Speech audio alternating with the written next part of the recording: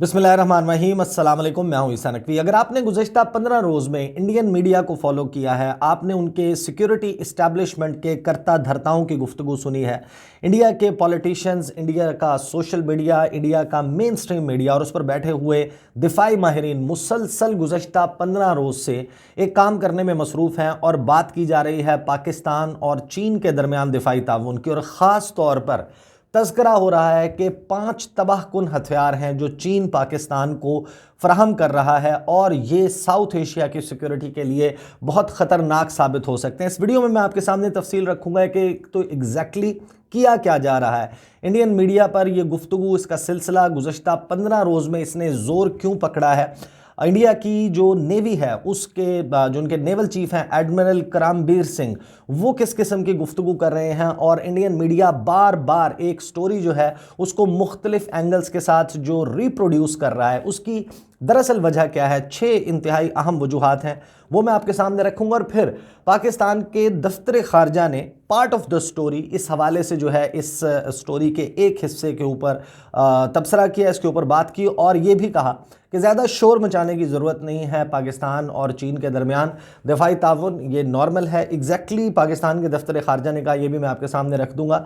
One by one मैं आपको बता देता हूँ कि इस सिलसिले का आगाज़ जो है वो मिड नवंबर के बाद हुआ, जिस वक्त इंडिया का मीडिया उसने ये दावा किया, और जाहिर है कि ये दावा खुद से नहीं कर सकता है, इंडियन हुक्काम ने उनको कुछ इन्फॉर्मेशन लीक की और उस इन्फॉर्मेशन की बुनियाद पे इंडियन मीडिया ने बड़ी बड़ी शह सुर्खियाँ लगाना शुरू की और ये कहा गया कि कराची से एक जहाज़ रवाना हुआ, एक बहरी जहाज़ कराची पोर्ट से निकला।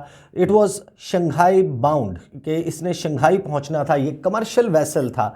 और जिस वक्त ये गुजरात के बंदरगाह के ऊपर लंगर अंदाज हुआ तो वहाँ पर इंडियन कस्टम हुक्काम जो हैं उन्होंने इसकी तलाशी ली, इसका जायज़ा लिया, इसका मुआयना किया और इसमें से एक ऐसा मटेरियल जो है वो पाया गया इस जहाज़ में जो कि डुअल यूज़ आइटम जो है उसको कंसिडर किया जाता है, यानी कि पॉसिबली उसको ऐसे हथियार जिनकी मुमानियत है इंटरनेशनल एटॉमिक एनर्जी एजेंसी के तहत कि वो हथियार जो है सप्लाई नहीं किए जा सकते, उसके लिए एक्सपोर्ट कंट्रोल रिजीम जो है वो इनेक्ट होती है और जो ज़ाब्ते हैं, जो कवायद हैं इंटरनेशनल एटॉमिक एनर्जी एजेंसी के, उनका इतलाक होता है। तो दावा ये किया गया कि कुछ ऐसा मटेरियल पाकिस्तान से चीन भिजवाया जा रहा था जो मुमकिन तौर पर बैलिस्टिक मिसाइल्स और न्यूक्लियर वॉरहेड्स बनाने के लिए इस्तेमाल हो सकता है।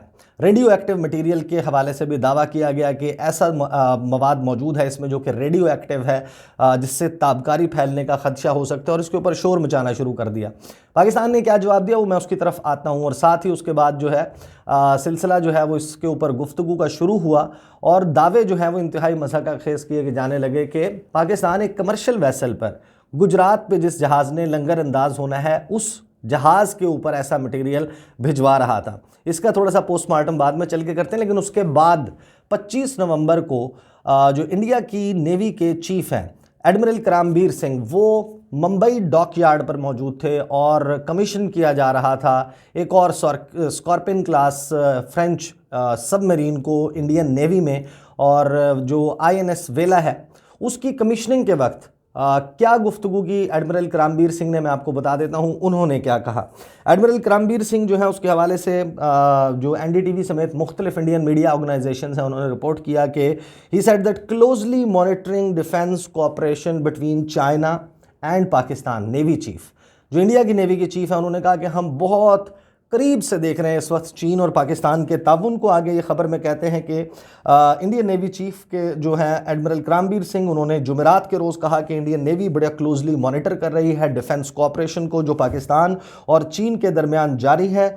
और इस वक्त उन्होंने उसी दौरान उन्होंने कहा कि we are closely monitoring the defence cooperation between China and Pakistan. The recent procurements by Pakistan from China may change the dynamics.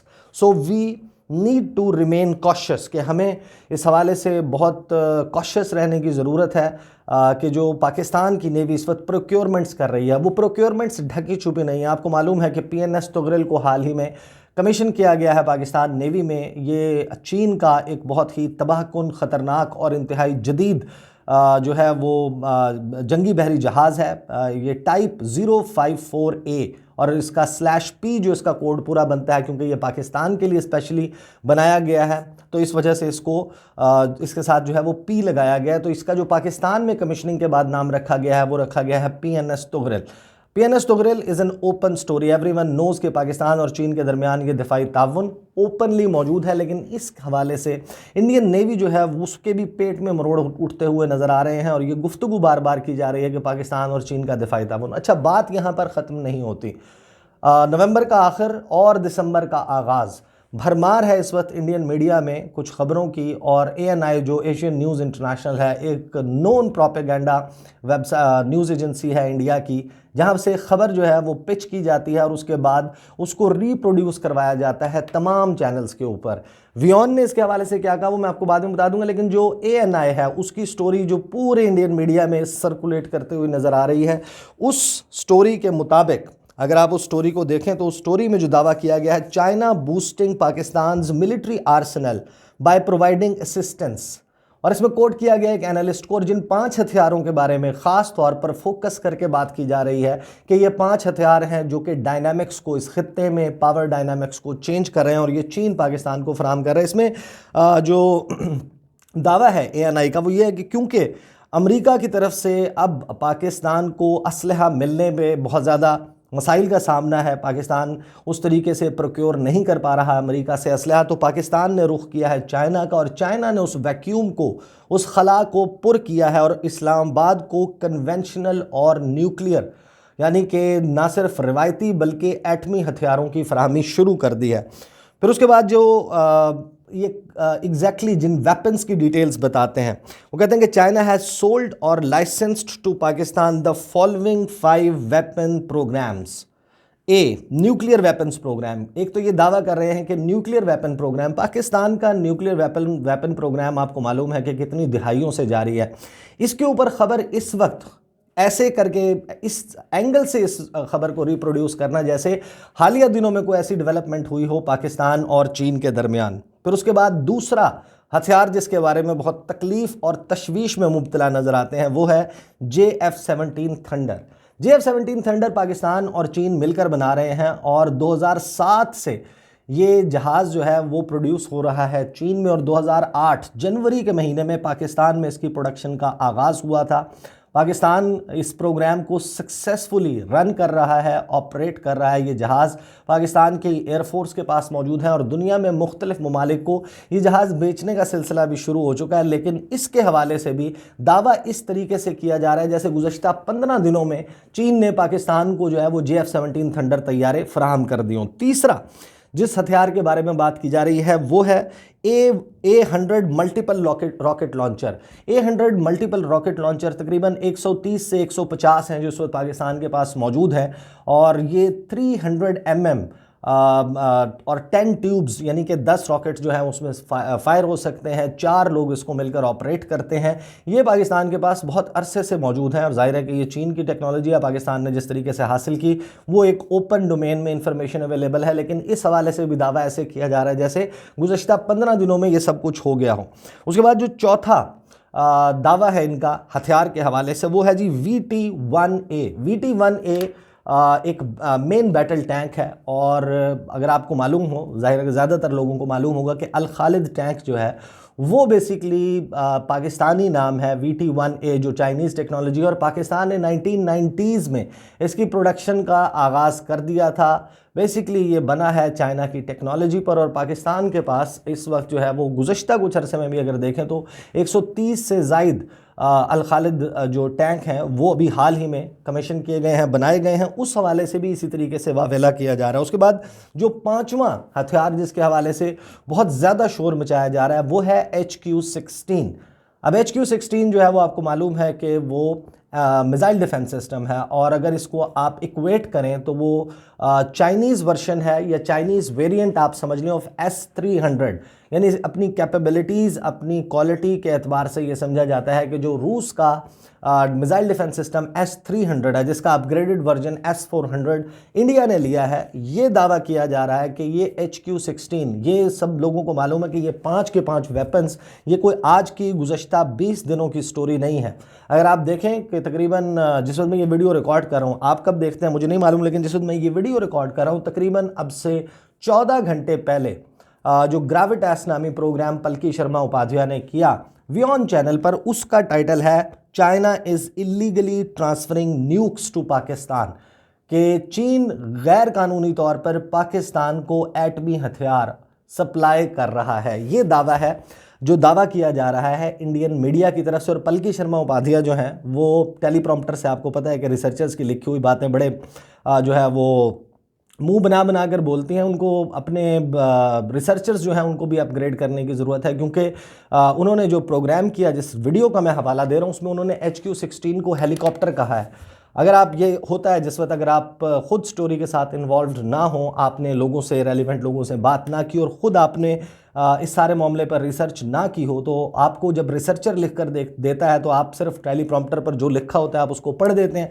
तो पलकी जो है उन्होंने भी अपने रिसर्चर का लिखा हुआ HQ-16 जो है वो मिसाइल डिफेंस सिस्टम को हेलीकॉप्टर बताया अपने प्रोग्राम में। बहरहाल ये है वो प्रोपेगेंडा। वजूहात पर आने से पहले मैं आपको बता देता हूँ कि पाकिस्तान ने इस मामले के ऊपर किस तरीके से रिएक्ट किया। पाकिस्तान के दफ्तर खारजा की तरफ से जिस वक्त ये रिपोर्ट्स आना शुरू हुई कि रेडियो एक्टिव मटीरियल है, ताबकारी फैलाने वाला और मुमकिन तौर पर एक डुअल यूज़ आइटम है जो कराची से शंघाई की तरफ जाता हुआ पकड़ लिया है इंडियन कस्टम हुकाम ने गुजरात के पोर्ट पर, बंदरगाह पर, उसके ऊपर जो responding to queries from the press about reports in Indian media claiming seizure of possible radioactive material by Indian port authorities on shipping containers of a commercial vessel loaded from Karachi port, the spokesperson stated the following. उन्होंने कहा क्या? उन्होंने कहा कि हमने इन reports को देखा है जिसमें यह दावा किया जा रहा है कि इंडिया ने ऐसे वेसल्स, ऐसे कंटेनर्स जो हैं वो पकड़े हैं उस जहाज़ से, उस कमर्शियल वेसल्स से जिनको डुअल यूज़ आइटम कहा जा रहा है। इसके ऊपर जो तर्जुमान दफ्तर खारजा उन्होंने कहा कि ये खाली कंटेनर थे जिनको पकड़ा गया और ये सब कुछ दावे किए जा रहे हैं, ये खाली कंटेनर थे और ये चीन को वापस भिजवाए जा रहे थे। ये जो खाली कंटेनर जिनको पकड़ा गया वहाँ पर पोर्ट पर, ये वो कंटेनर्स हैं जिसमें चीन की तरफ से जो K2 और K3 न्यूक्लियर पावर प्लांट का प्रोजेक्ट है, पाकिस्तान और चीन के ताउन से न्यूक्लियर पावर प्लांट कराची में ऑपरेट कर रहा है, उसके फ्यूल को लाने के लिए इस्तेमाल किए गए थे। और अब ये खाली कंटेनर चीन को वापस भिजवाए जा रहे थे। और ये सब कुछ जो इंटरनेशनल एटॉमिक एनर्जी एजेंसी के सेफ गार्ड्स हैं उनके मुताबिक और उनके इंफॉर्मेशन में लाकर किया जा रहा था। और जो शिप कमर्शियल वेसल था उसमें एक लिस्ट जो है वो जो डिक्लेयर किया जाता है कि कौन से आइटम्स इस पर मौजूद हैं, उसमें बाकायदा फॉर्म के ऊपर डिक्लेयर किया गया था कि पाकिस्तान इस शिप के ज़रिए क्या चीन भिजवा रहा है। तो उन्होंने आखिर में जो इसके हवाले से कहा कि the report and the reporting by the Indian media about seizure of possible radioactive material is factually incorrect, baseless, laughable and a usual ploy of the Indian media to malign Pakistan and mislead the international community। ये था पाकिस्तान का response कि ये मज़ाक़ खेज़ है और ज़्यादा शोर मचाने के इस हवाले से ज़रूरत नहीं, दिस इज़ नॉर्मल। 6 वजूहात मैं आपके सामने क्विकली रख देता हूँ कि इंडिया ये सब कुछ कर क्यों रहा है।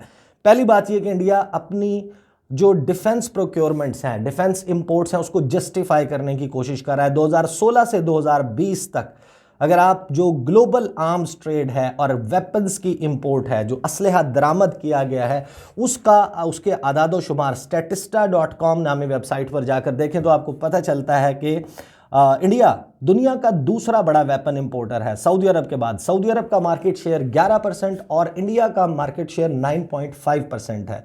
जब आप इतने बड़े पैमाने पर डिफेंस प्रोक्योरमेंट्स करते हैं तो आपने उसको जस्टिफाई करना है। और जस्टिफाई करने का तरीका यह है कि आप एक परसेप्शन क्रिएट करें कि पाकिस्तान और चीन से क्योंकि हमें इन वजूहात और इन वेपन्स की वजह से ख़तरा मौजूद है, तो इस वजह से हम उसके मुकाबले के लिए इतनी बड़े पैमाने पर डिफेंस परचेजेस कर रहे हैं। वजह number 2, creating an environment for more weapon purchases before Putin's visit. आपको मालूम है कि अभी रूस के सदर व्लादिमीर पुतिन 6 दिसंबर को पहुंचेंगे, दिल्ली का दौरा करेंगे और जाहिर है कि उसमें बहुत नई और बड़ी डिफेंस डील्स होने जा रही हैं रूस और इंडिया के दरमियान। एक ऐसा मुल्क जहां पर भूख है, जहां के लोग सतह जो गुर्बत की लकीर है उससे कितने नीचे ज़िंदगी गुजार रहे हैं। दिल्ली की सड़कों पर मिलियन लोग जो हैं, मिलियंस ऑफ लोग पीपल वो सोते हुए नज़र आते हैं, उनके पास रहने के लिए छत, खाने के लिए खाना नहीं है। तो ये मुल्क अपने अवाम के बजाय बजाय डिफेंस प्रोक्योरमेंट के ऊपर पैसा लगाना चाहता है और ये फिजा बनाई जा रही है व्लादिमीर पुतिन के दौरे से पहले। इसी तरीके से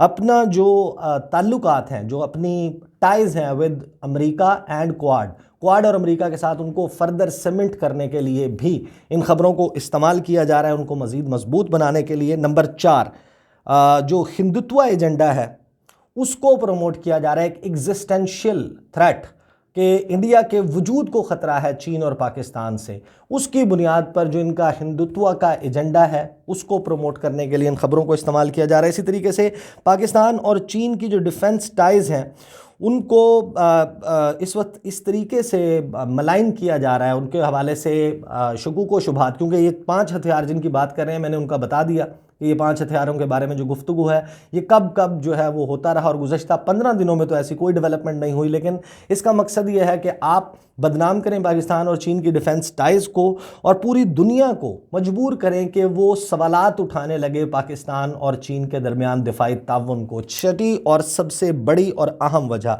कि पाकिस्तान को अमेरिका और मगरबी ममालिक का एक दुश्मन बनाकर उनके सामने पेश किया जाए, पाकिस्तान की एक रिफ्ट क्रिएट करवाई जाए मगरबी दुनिया के साथ, अमेरिका के साथ, और जिस वक्त वो प्यूनिटिव एक्शन लें पाकिस्तान के ख़िलाफ़ कि पाकिस्तान चीन से क्यों illegal, quote end quote Indian media के मुताबिक इलीगल डिफेंस परचेजेस कर रहा है और ये हथियार जो हैं वो पाकिस्तान को क्यों सप्लाई किए जा रहे हैं। जब प्यूनिटिव एक्शन लिया जाए तो वो पाकिस्तान को बाज रख सकता है कि वो अगर चीन के साथ अपना दिफाई ताउन मुनक़ता नहीं भी कर सकता है तो उसको डाउनग्रेड कर ले। ये है जो गुज़श्ता 15 से 20 दिन में इंडियन मीडिया करता हुआ और इंडियन पॉलिटिशियंस और उनकी सिक्योरिटी इस्टेब्लिशमेंट करते हुए नज़र आ रही है।